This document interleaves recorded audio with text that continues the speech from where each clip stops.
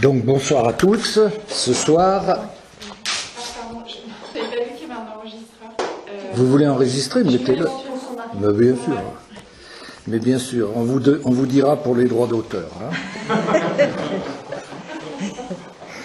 Bon, ce soir, la prière.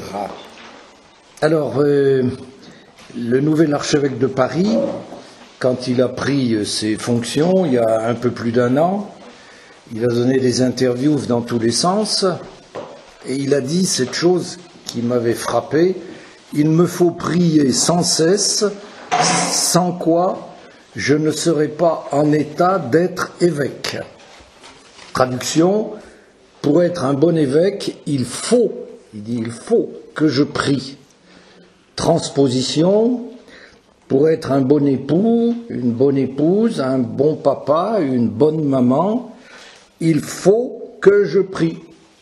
Oi, oi, oi. Alors, moi qui ne prie pas, ou qui prie pas assez, je ne peux pas être un bon époux, un bon papa, une bonne maman. Ouais, mais si, bien sûr. Mais, bien sûr que oui, vous seriez meilleur époux, meilleur papa, meilleure maman si vous priez régulièrement et si vous priez davantage. Alors on va voir ce que cette affirmation tient la rampe. Je précise, le pape Jean XXIII, Saint Jean XXIII, disait, je trouve cette formule très jolie: une journée sans prière, c'est comme un ciel sans soleil ou un jardin sans fleurs. Tout est dit. Alors, la difficulté avec la prière, c'est qu'on n'a pas bien compris ce que c'est. On pense que c'est un peu une corvée, alors qu'en fait, on n'a pas compris la grandeur de ce temps de prière. La prière, c'est un temps où le ciel et la terre se rejoignent, où Dieu et l'homme se rencontrent. Donc c'est un temps sacré, comme nos églises sont des édifices sacrés, parce que Dieu et l'homme s'y retrouvent. Quand je suis près d'un feu, le feu m'éclaire et le feu me réchauffe. Quelque chose du feu est passé en moi.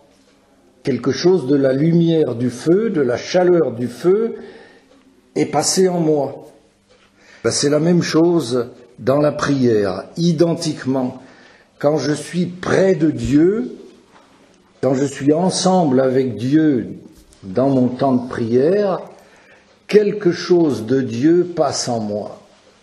On vous a rarement dit ça, et c'est ça qu'il faut retenir. Et c'est ça qu'il faut retenir. Je ne sens rien, je ne vois rien, c'est normal, parce que Dieu est esprit, donc il échappe à mes sens. Mais c'est pas pour ça qu'il ne se passe rien. Quand je rencontre Dieu, Dieu n'est pas inerte. Vous vous souvenez quand Bernadette avait ses apparitions à Lourdes, il y avait de plus en plus de monde autour d'elle, les gens ne voyaient rien, mais ils savaient quand la belle dame était là, parce que le visage de Bernadette, soudain, était transfiguré. Quelque chose de la divinité, puisque Marie, avec son corps et son âme, est maintenant en Dieu, quelque chose de la divinité passait en Bernadette, transfiguré, trans à travers.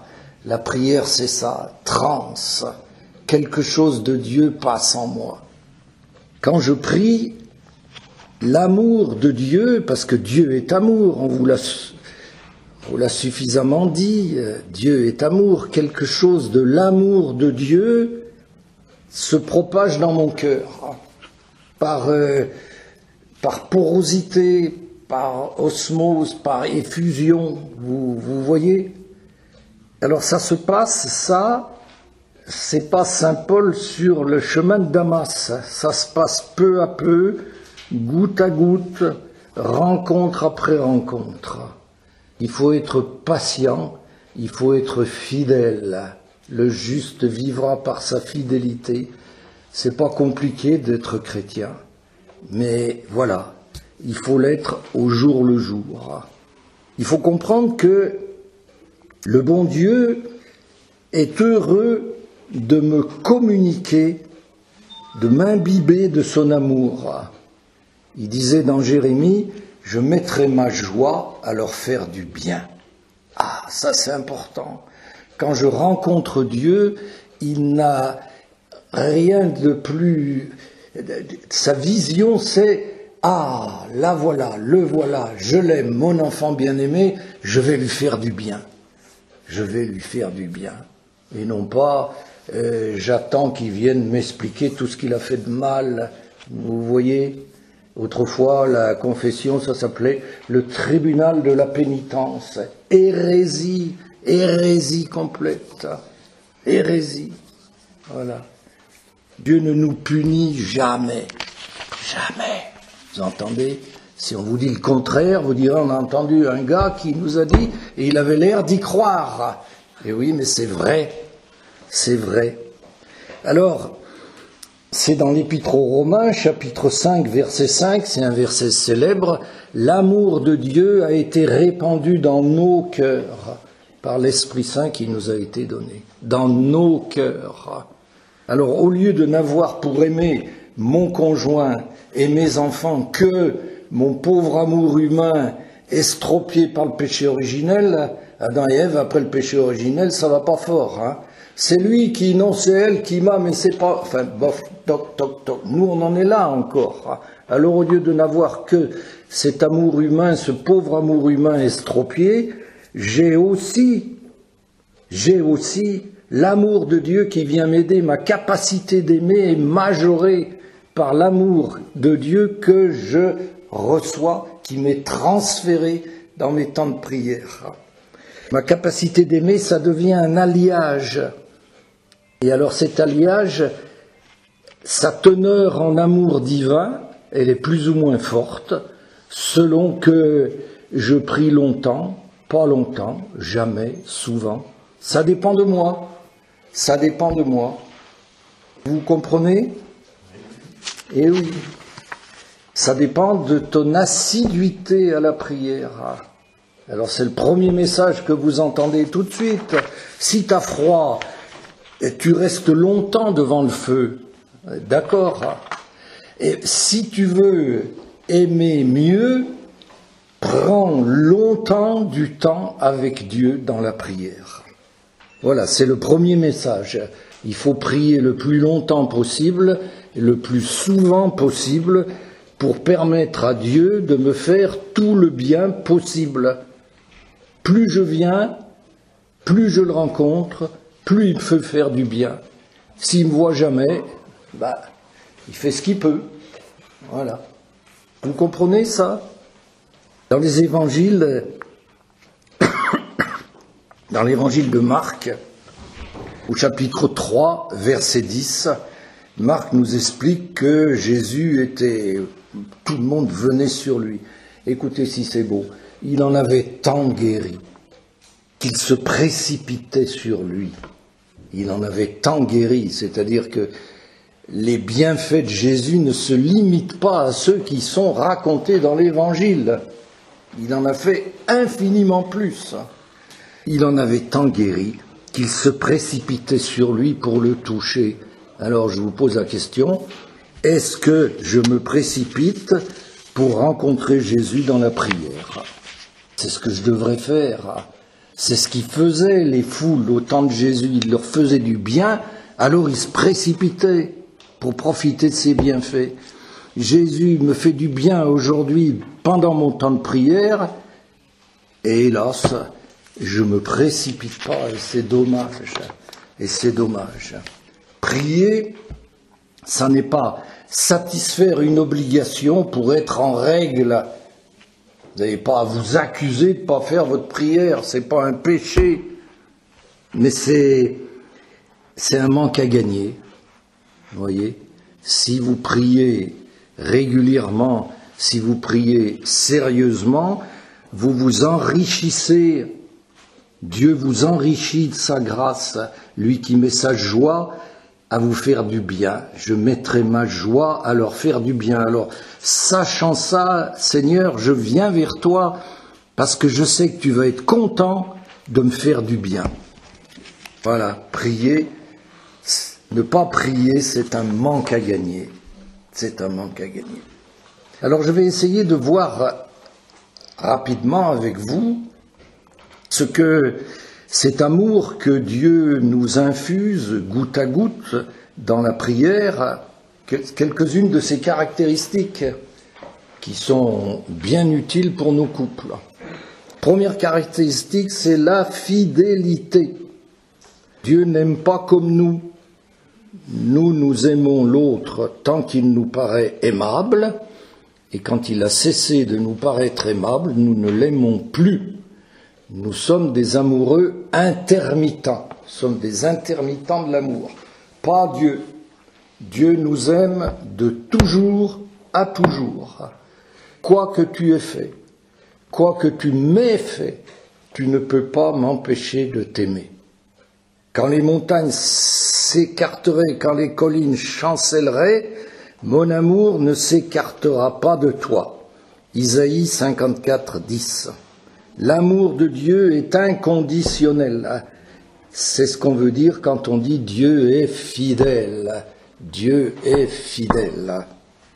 Quoi que tu aies fait, vous vous souvenez de l'enfant prodigue. Il a dépensé tout le pognon de son héritage dans une noce effrénée. Et quand il revient, le père court et va l'embrasser, va le couvrir de baisers. Quoi que tu m'aies fait, tu ne peux pas m'empêcher de t'aimer. Pierre vient de renier Jésus 3 fois au moment de la Passion. Et il croise Jésus, et dans le regard de Jésus, il voit que Jésus l'aime encore. Et alors à ce moment-là, nous dit l'Évangile, il pleura amèrement, bouleversé de cet amour qu'il ne mérite pas, évidemment. Quoi que tu aies fait, tu ne peux pas m'empêcher de t'aimer. Alors, cet amour, quoi qu'il arrive, cet amour quand même, vous voyez, c'est l'amour de Dieu, ben, c'est le seul qui puisse nous permettre de durer dans nos couples. Tout seul, on n'y arriverait pas. Cet amour nous est indispensable.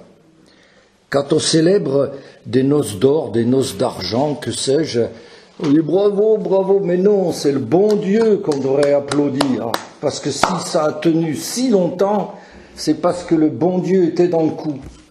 Voilà. Alors si jamais vous assistez à des noces comme ça, dites, eh bien n'oublions pas d'applaudir aussi le bon Dieu parce qu'il y est pour quelque chose. La fidélité. La fidélité. Deuxième qualité, je survole, mais c'est pour que vous ayez ça, vous l'aurez entendu. La seconde qualité de l'amour de Dieu qui diffuse jusqu'à moi dans la prière, c'est que Dieu regarde devant. Dieu ignore le rétroviseur. Oh, alors ça, c'est fabuleux. Vous voyez, on parlait de l'enfant prodigue. Et le fils arrive, il dit « J'ai péché contre toi et contre le ciel. » Bon, hop, ça c'est le passé, ça m'intéresse pas. Maintenant, t'as pas de godasse, t'es en haillon, alors on va t'habiller, on va te nourrir après, préparer le veau gras. Ce qui intéresse le bon Dieu, c'est demain, pas hier. Ah, ça c'est... Si vous voulez, le bon Dieu croit toujours à un avenir meilleur. C'est prodigieux, vous comprenez. Les hommes nous dévisagent avec dureté, avec méchanceté. Oh, il a tel défaut, oh, il a tel défaut. On est heureux de clouer les autres comme des papillons, un crac. Mais le bon Dieu, c'est pas ça. Le bon Dieu nous envisage. Ah, c'est demain qui l'intéresse. Et il nous envisage avec optimisme, avec espérance, avec bienveillance. L'amour de Dieu est optimiste. Non mais après, on en prend un certain nombre. Vous voyez, je vous donne un exemple. On en a fantastiquement besoin de ça, de cet amour qui espère demain, quelle que soit la difficulté d'aujourd'hui. Et ça n'est pas facile. On n'a pas ça spontanément. Je vous raconte une histoire vraie. Vraie. Monsieur Albert. Ça se passe entre Cognac et Angoulême. Albert et sa femme s'entendent bien, mais Albert a un gros défaut. Il ne range jamais son tube dentifrice et sa brosse à dents quand il s'est lavé les dents. Et alors, Madame Albert, ça passe pas. On est comme ça. La salle de bain, c'est le haut lieu de la zizanie familiale. Ça, c'est sûr. Hein. Bon. Alors, Albert, qui aime bien sa femme, et qui voit que ça lui fait de la peine, il fait l'effort. Il range sa brosse à dents et il ferme son dentifrice. Un jour se passe, le lendemain, il récidive. Le troisième jour, il continue. Et alors sa femme lui dit « Albert, tu ne te laves plus les dents ?» Et voilà. Mais on est comme ça. On est comme ça. Et il faut que le bon Dieu nous aide à ne plus l'être. Si vous voulez, avec cet amour optimiste, cet amour qui espère, notre couple bat de l'aile, eh ben je crois qu'on va s'en sortir de cette turbulence. Aujourd'hui, c'est pas terreau, mais demain, ce sera mieux. Ah, déjà, ça change. Notre fils, il fout rien. Il a de mauvaises fréquentations. Et alors, je jette sur lui un regard désespéré en disant, c'est foutu. Mais non. Si j'ai l'amour de Dieu parce que je suis un familier de Dieu dans la prière, je vais dire, aujourd'hui c'est pas fort, mais demain ça ira mieux. Vous voyez, on se souvient du fils prodigue, l'errance, la débauche, le tout faux, ça a eu une fin, ça s'est arrêté. Mon fils aussi. Voilà. Ça nous est pas donné naturellement, donc c'est un cadeau sans prix. Cette absence de regarder derrière, devant, et devant ça ira mieux. Troisième caractéristique de l'amour de Dieu qui peut nous être utile en tant que couple et en tant que parents. Quand on relit la parabole de l'enfant prodigue, ça nous remet en mémoire la tendresse de Dieu. Donc je le disais tout à l'heure, le père court à la rencontre de son fils, jette à son cou, le couvre de baisers. Je cite l'Évangile, je n'invente rien. Jésus, quand on lui présente des petits-enfants, l'Évangile nous dit, c'est Marc au chapitre 10, Marc, c'est le secrétaire de Pierre, il rapporte ce qu'il a vu, et Pierre, il a été frappé, parce que Jésus aimait les enfants, il les serrait dans ses bras. Les autres nous disent qu'il les bénissait, mais non, avant de les bénir, il les serre dans ses bras, la tendresse de Jésus. Voilà. Le pape François, quand il est allé en Amérique latine, il leur a écrit, avant d'y aller, « Je désire vous apporter la tendresse et la caresse de Dieu. » Alors nous, on a bien besoin de cette tendresse qui diffuse jusqu'à nous dans nos temps de prière. Et là, je m'adresse surtout aux messieurs. Aux messieurs. Il ne faut pas attendre la Saint-Valentin pour dire à son épouse qu'on l'aime. Vous voyez ? Il ne faut pas attendre Noël pour faire des gros bisous à ses enfants. Vous voyez ? Il faut que nous ayons en nous un trop-plein de tendresse qui déborde. Moi, mon papa ne m'a jamais dit « je t'aime ». Jamais. J'aimais bien mon papa, mais je l'aurais aimé davantage s'il m'avait dit « je t'aime ». Dites « je t'aime » à vos enfants. Dans nos générations, on nous le disait jamais. Et c'était pas d'aplomb. La tendresse de Dieu. Comme la tendresse d'un père pour ses fils, le Seigneur est tendre envers tous ceux qui l'aiment. Et ça continue, il y a encore d'autres choses qui peuvent nous diffuser jusqu'à nous dans la prière. Vous voyez, déjà tout ça c'est énorme ce que je viens de dire. La fidélité, l'optimisme pour l'avenir, la tendresse. ben, il y a aussi la joie. La joie. Dieu, c'est la joie. Saint Augustin disait, il parlait du Dieu bienheureux qui donne le bonheur.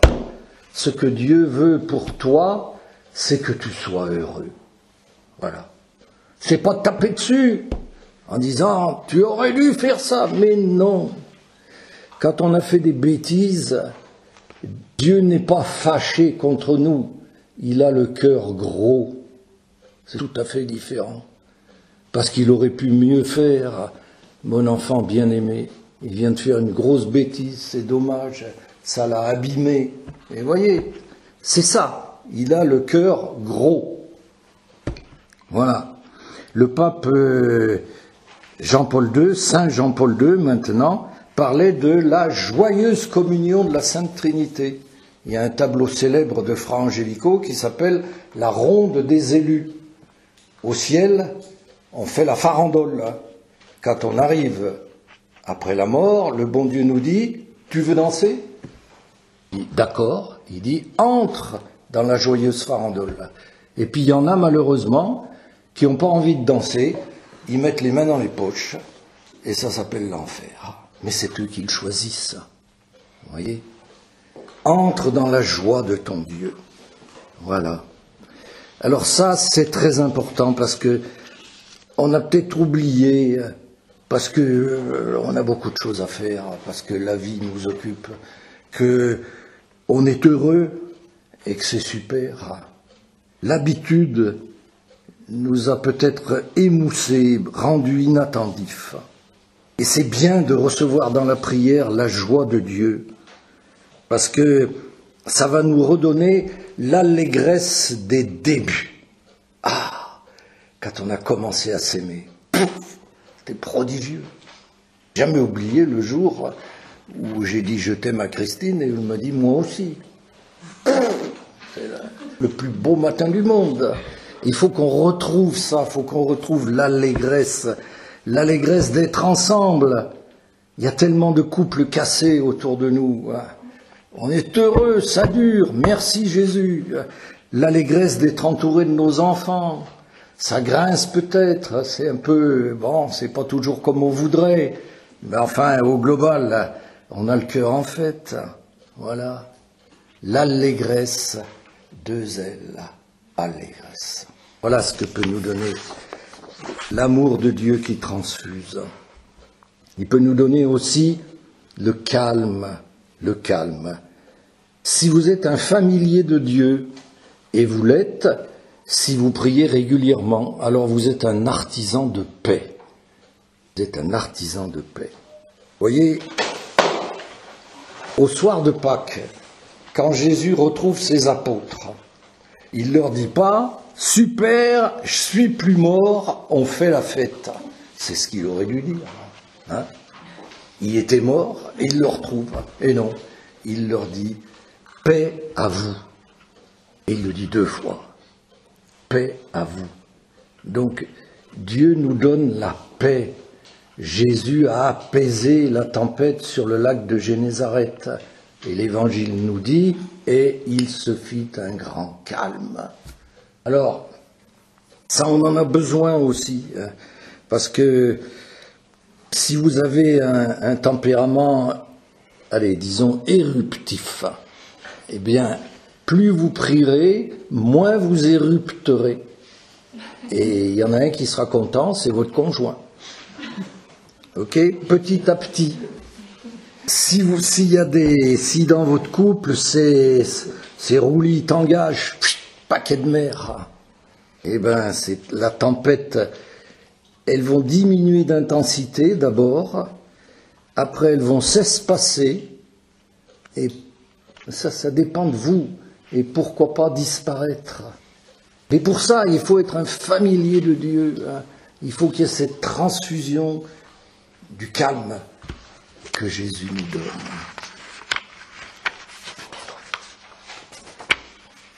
Donc, ben non, eh ben c'est bon.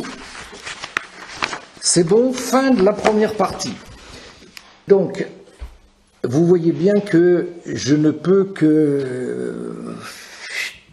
Je je balise de très haut. Chacune des qualités du don de Dieu que je reçois dans la prière vaudrait une demi-heure de développement. Vous y réfléchirez, mais vous le noterez. Hein. Vous avez noté. D'abord, moi je me souviens plus, il faut prier souvent, parce que prier ça fait du bien. Si on ne prie pas, c'est un manque à gagner. Alors les qualités, la fidélité pour durer, l'absence de rétroviseur, l'avenir, ça ira mieux demain.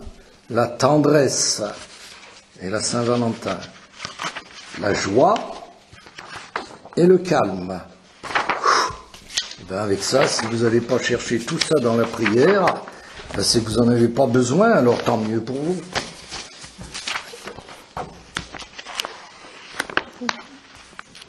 Oui, c'est à toi. Ah bon? Prier en couple, pourquoi? Est-ce que ça nous fait un plus ou pas? Ben oui, ça fait un gros plus. Parce que ce qui est important quand on prie ensemble, même si notre prière est très courte et très brève, d'abord on est ensemble et ça aide à la communion de l'âme, à la communion, on est sur la même longueur d'onde, ça n'a pas de prix. Et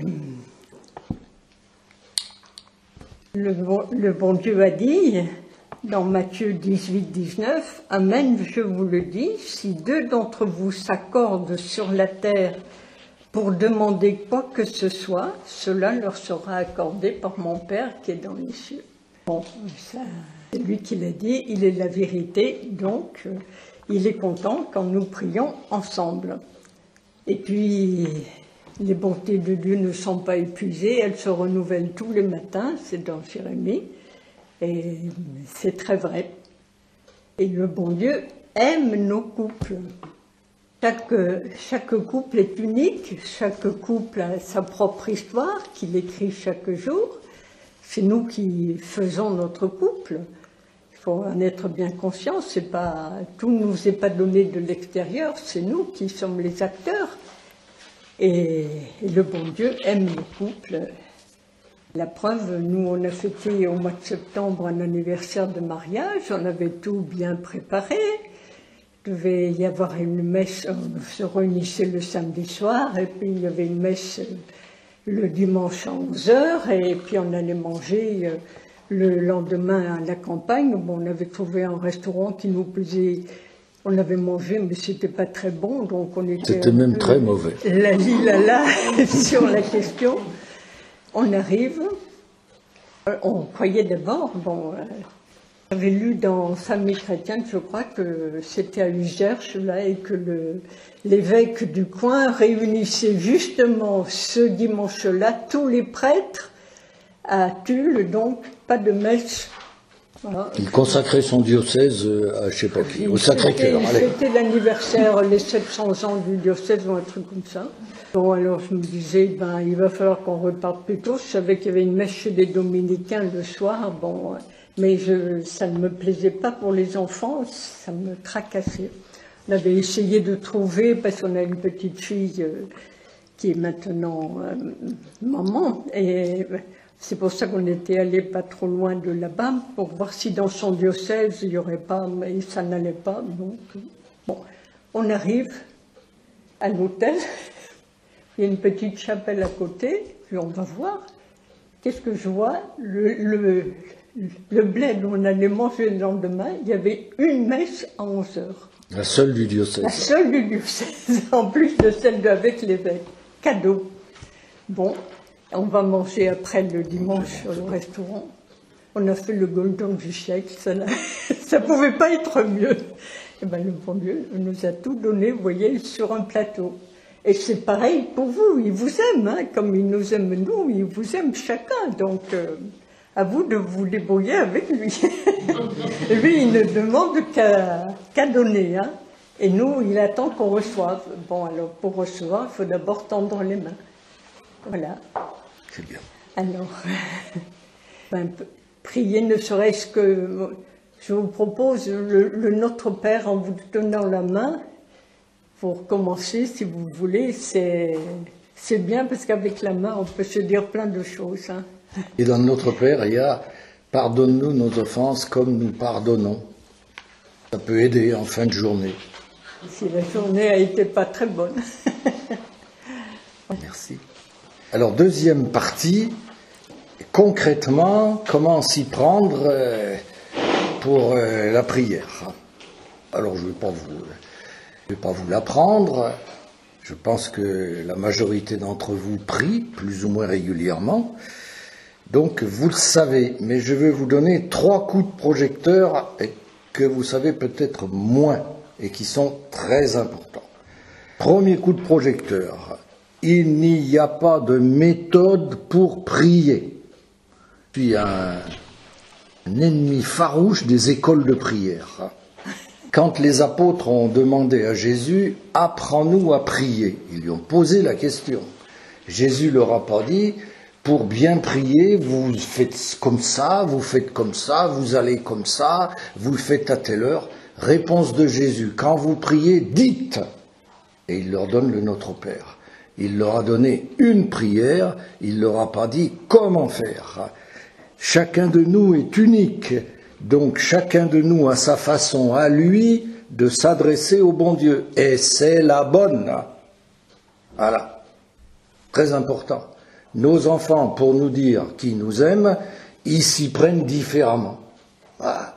Il y en a qui nous sautent au cou, il y en a d'autres qui restent et qui attendent qu'on aille vers eux. C'est très bien dans un cas comme dans l'autre. Vous voyez ? Il ne faut pas dire à la petite fille timide, eh ben tu sautes pas au cou de papa. C'est pas son truc. Dans la prière, c'est la même chose. Chacun de nous a sa façon de rencontrer le bon Dieu. Et cette façon, c'est la bonne. N'allez pas la prendre dans des livres ou dans des écoles. Allez apprendre que le bon Dieu est bon et qu'il vous aime, oui. Mais pour le reste, ne dites pas « je ne sais pas prier », absurde. La prière est une rencontre. Je rencontre quelqu'un qui m'aime. C'est simple, on a des choses à se dire. On va y revenir. Ok. Deuxièmement, si vous attendez d'avoir le temps, vous ne prierez jamais. Jamais. Le catéchisme dit de façon magnifique, on ne fait pas sa prière quand on a le temps, on prend le temps d'être pour Dieu. Ça me paraît prodigieux. On prend le temps d'être pour Dieu. La prière est une décision. Et alors, j'ai repris aussi le catéchisme, si vous ne priez pas avec régularité, eh bien vous cesserez de prier. Celui qui ne prie, je cite le catéchisme, celui qui ne prie pas régulièrement arrête vite de prier. C'est très important. Hein. Vous voyez ? Plutôt que 30 minutes le dimanche et rien pendant la semaine, il vaut mieux 5 minutes chaque jour. Ça fera 30 minutes en tout. Mais vous voyez, régulièrement. Régulièrement. Si je ne le fais pas régulièrement, j'arrêterai. Et c'est malheureux. Alors, j'ai réfléchi pour pouvoir voir ça avec vous. Je n'ai pas le temps de prier. Je n'ai pas le temps de prier. C'est pas vrai. Oh. Vous êtes très occupé. Vous avez des enfants. Vous avez du boulot. Et des employeurs qui vous font pas de cadeaux. Ça, c'est vrai.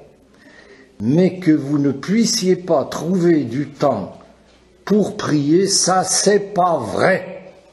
C'est le diable qui vous le souffle dans les bronches. C'est le diable qui veut vous en convaincre. C'est normal, il fait son métier. Le diable, c'est diabolos. Celui qui se met à travers. À travers un cercle, il y a un diamètre. Le diabolos, c'est celui qui passe sa vie à se mettre entre moi et Dieu pour que je ne puisse pas rencontrer Dieu et bénéficier des bienfaits que Dieu veut me faire. Le catéchisme, le tentateur fait tout pour détourner l'homme de la prière. Le tentateur fait tout pour détourner l'homme de la prière. Alors, Je n'ai pas le temps de prier. Satan vous l'a soufflé dans les bronches, mais Satan est un menteur. Ça, c'est important. Il n'y a pas de vérité en lui, dit Jésus. Jean 8, 44. Il n'y a pas de vérité en lui, il parle du diable, il est menteur et père du mensonge. Satan, c'est le mauvais. Et le mauvais ne vous veut que du mal. À la fin du Notre Père, on dit « Délivre-nous du mal », c'est faux. Le texte dit « Toponeru », c'est quelqu'un. Délivre-nous du mauvais. Délivre-nous du Satan. Et c'est bien dommage qu'on ne le dise pas. Satan, c'est le mauvais. Il ne veut pour vous que du mal. Donc, s'il vous souffle dans les bronches que vous n'avez pas le temps de prier, c'est pour vous priver du bien que Dieu vous fait quand vous priez. Alors, je vous en supplie, souvenez-vous de ça. Je n'ai pas le temps de prier. Ne l'écoutez pas et ne vous faites pas avoir. Menteur. Regardez, examinez votre journée avec le désir d'y insérer un temps pour rencontrer Dieu. Ça paraît impossible. Pas sûr. Pas sûr. On a bien toujours le temps de se laver les dents le soir. Eh oui. On peut bien trouver aussi un petit moment pour Dieu. Et vous allez trouver, si vous allez trouver parce que ce désir que vous allez avoir, le bon Dieu va le bénir. Le bon Dieu va le bénir. Vous mettez le bon Dieu dans le coup. Et le saint curé d'Ars disait, le bon Dieu est plus fort que le diable n'est méchant. Ah, alors là, vous voyez, le bon Dieu est plus fort que le diable n'est méchant. La prière est un combat, dit le catéchisme. Et ce combat, vous pouvez le gagner à condition de le vouloir. Condition de le vouloir. Alors vous dites au bon Dieu, ben voilà, moi je veux bien essayer de trouver un moment tous les jours pour te rencontrer, mais il faut que tu m'aides. C'est gagné. Là c'est gagné. Le menteur est dans les cordes.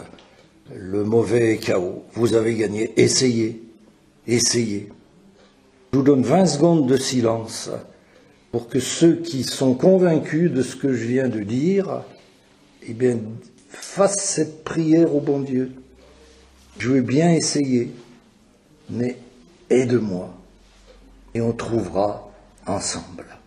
Ça, c'était le second coup de projecteur. Il faut prier régulièrement et si on pense qu'on n'a pas le temps de prier, c'est une ruse du diable. L'autre, c'était votre façon de prier est la bonne. Il n'y a pas de façon standard de prier. C'est très libérateur ce que je vous dis là. Hein? Au lieu d'aller... Enfin, bon. Troisièmement, la prière est une rencontre. On est deux. On est deux. La prière, c'est pas un monologue, c'est un dialogue.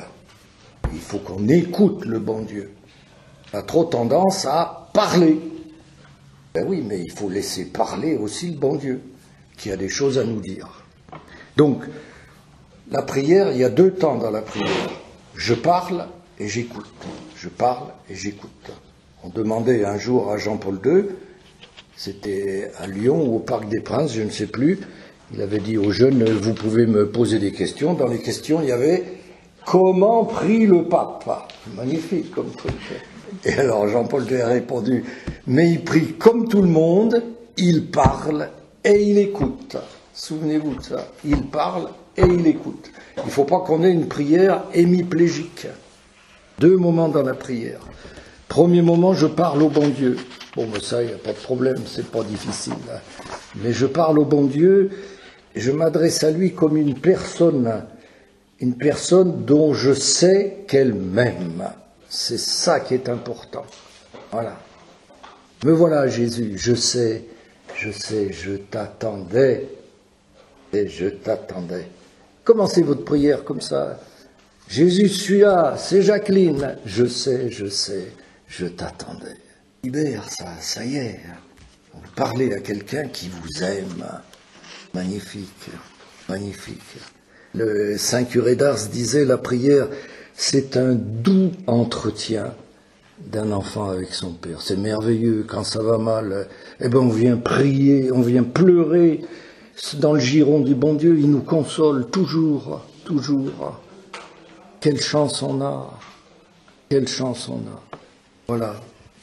Bon là, j'insiste pas, vous parlez, alors vous demandez des choses au bon Dieu et vous dites, ça va pas parce que je suis jamais exaucé. Heureusement que vous êtes jamais exaucé. C'est le cardinal Barbarin qui raconte l'histoire de ce petit garçon. Et le grand-père logeait dans la maison et le petit garçon voyait tous les soirs son grand-père. Il prenait toutes ses dents et il les déposait. Oh, le petit garçon dit, oh, moi je voudrais être comme ça. Il dit au bon Dieu, je voudrais être comme grand-père. Ben, heureusement qu'il n'a pas été exaucé. Voilà. Saint Augustin dit, ce que tu désires, tu le sais bien, mais ce qui t'est profitable, Dieu seul le sait. Seul le sait. Ah. Donc, heureusement que Dieu n'exauce pas toutes les bêtises qu'on lui demande de temps en temps. Lui, il sait ce qui est bon pour nous. Pourquoi ? Parce que lui, il est en hélicoptère, il voit la fin de ce qui va se passer après. Est-ce que je change d'employeur ? J'ai envie d'aller chez celui-là. Je te pose la question, Seigneur, est-ce que c'est le bon ? Lui, il sait, parce qu'il voit la suite. Nous, on ne peut pas savoir. On ne peut pas savoir. Ah, il faut lui demander. Bon. Premier moment, je parle au bon Dieu. Deuxième moment, je lui laisse le temps de me parler. Hein ? Vous voyez, c'est pas... Et puis tu sais, et puis tu sais, et puis tu sais, et puis tu sais... Oh, c'est fini, il faut que je m'en aille. Non, non. Laissons du temps au bon Dieu. Ce que nous disons au bon Dieu, il le sait. Ce qu'il va me dire, je ne le sais pas. Compris ? Alors, j'écoute le bon Dieu qui me parle. Deuxième moment. Ben oui, mais il ne me parle pas, le bon Dieu. Moi, je ne suis pas Jeanne d'Arc. Hein ? Bon, alors. Mais si, il nous parle.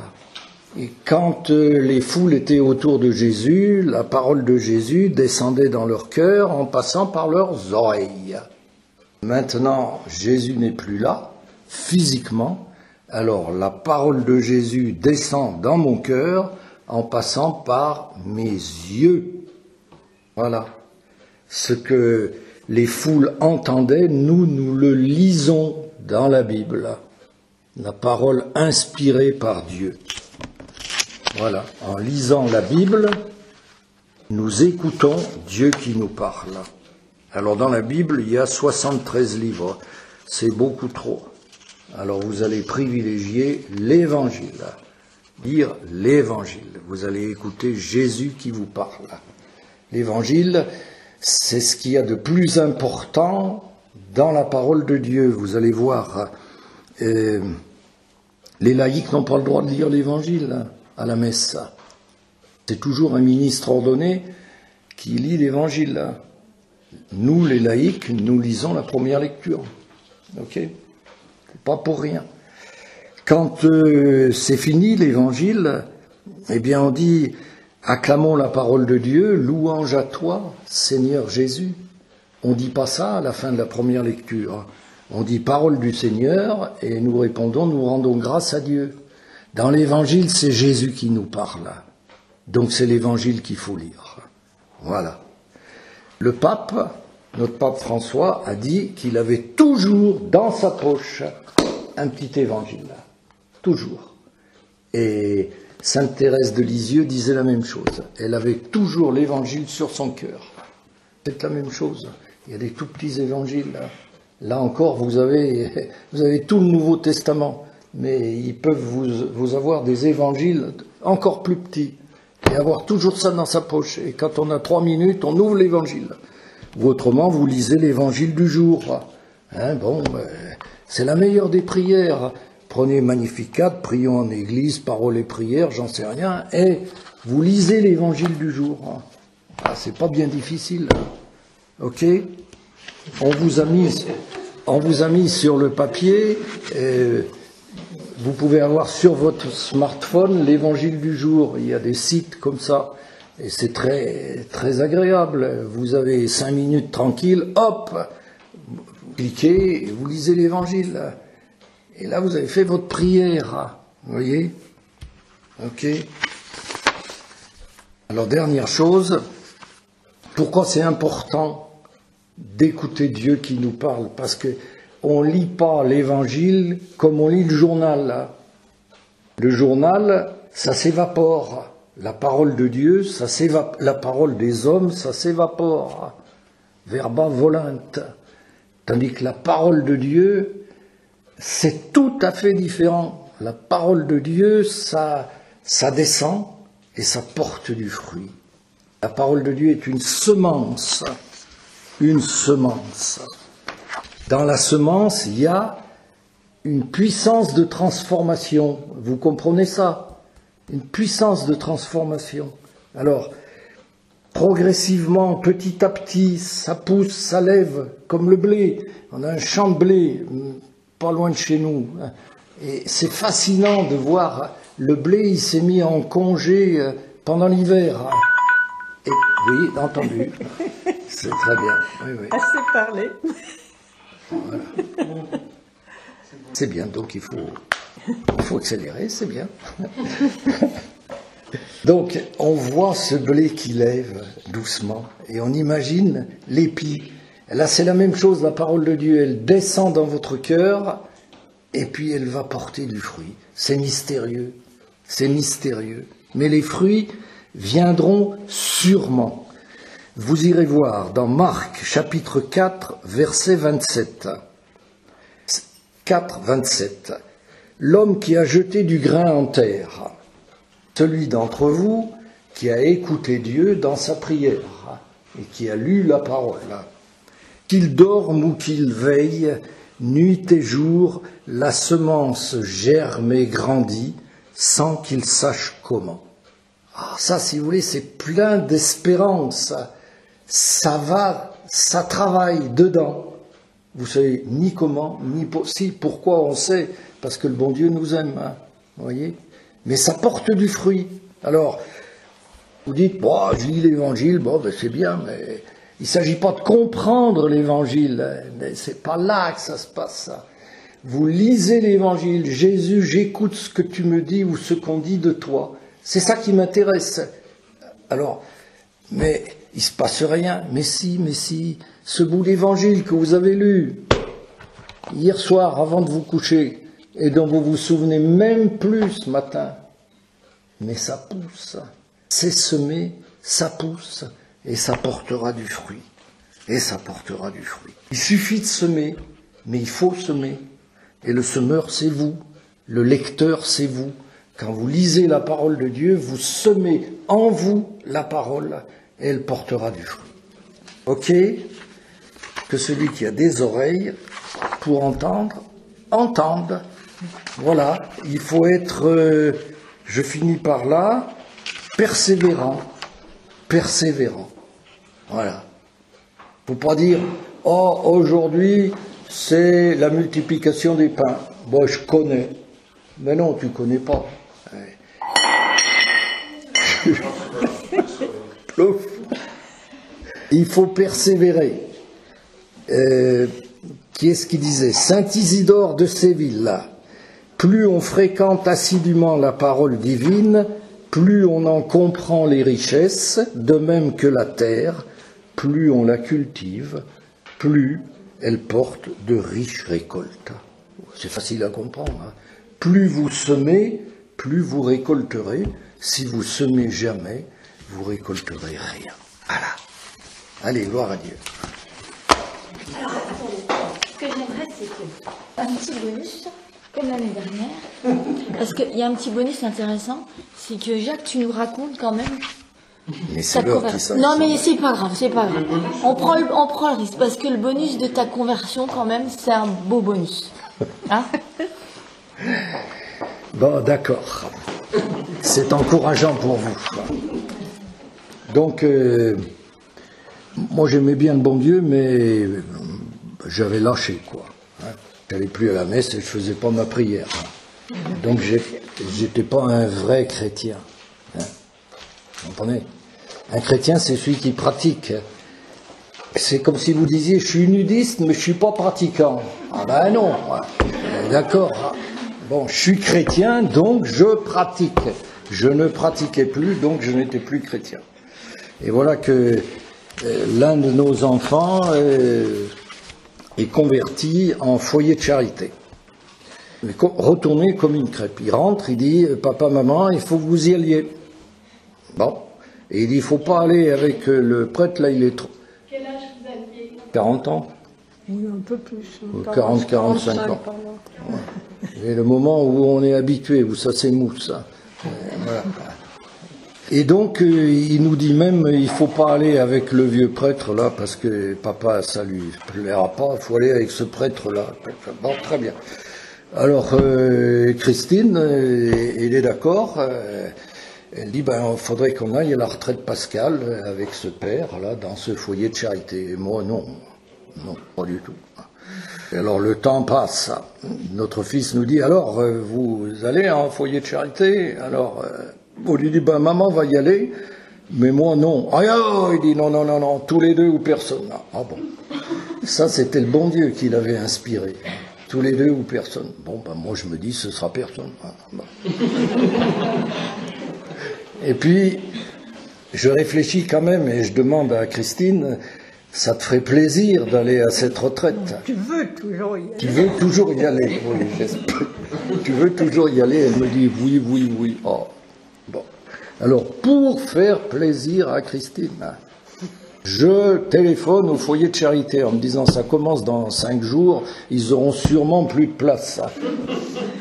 Et pas de chance, il y avait de la place. Oui, vous pouvez venir, entendu. Donc on est allé, par amour conjugal en ce qui me regarde, la retraite, je m'en battais l'œil totalement, totalement. On est allé en foyer de charité pendant la semaine pascale, et à la fin de la semaine, en communiant le jour de Pâques, je me suis effondré en pleurs, je me suis sauvé de l'église, j'avais ce qu'on appelle une effusion de l'esprit, et j'ai été radicalement converti, radicalement. Entre celui qui était venu et celui qui repartait, il n'y avait pas de... Le bon Dieu sait faire, ça.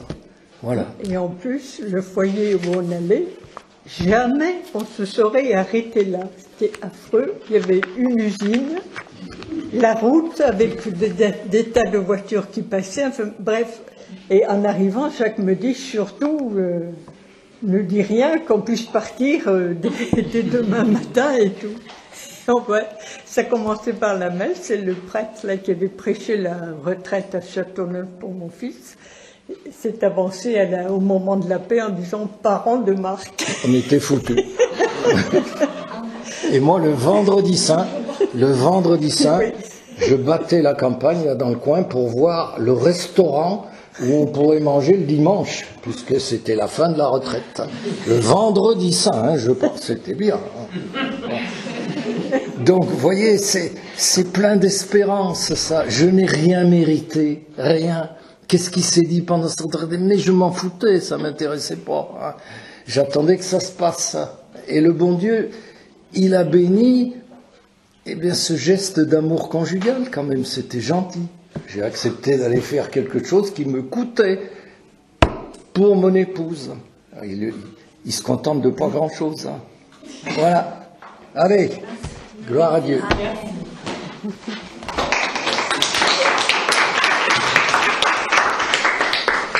Bon, vous avez du boulot quand même. Et puis alors, vous avez un peu plus de